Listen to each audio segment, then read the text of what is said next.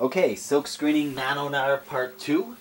In the first part, we coated the silk screen with emulsion, and in the second part, we are going to develop the image into the silk screen, and we just made some great cold blended organic herbal tea.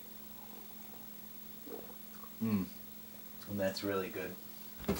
Grapefruit in there too. Alright, this had dried in the oven, but we just took it out of the drawer there, and you see how the coated silk screen is now dry, more tauter, and we've got this little wooden box here that we've put black material down on because you want it to be black behind the frame. You see here, this is the setup. It's a light bulb on an extended bendable arm with a dollar store tin food serving casserole tray type,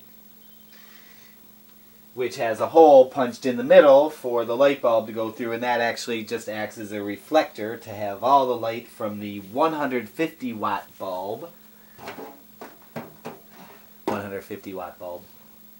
directed downwards onto the screen, because that's acting as the heat source which will put the image, and here we have an image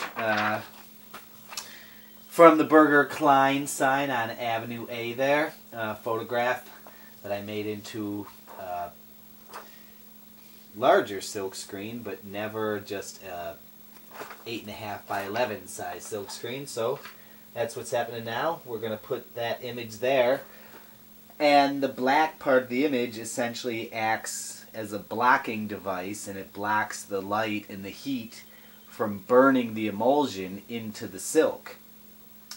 When you've washed out that area, the holes are still there in the exact pattern of the image, and that allows the paint to go through the frame and the silk in the exact pattern. It's very precise. It'll be, these little points of light here will all come out exactly. It's a very magical process. And we're just going to center that there, and we're going to put this down about a foot above and centered, and that's close enough. And if you want to measure a foot, you have a sheet of paper which is 11 inches, so it's a little low, but that's fine.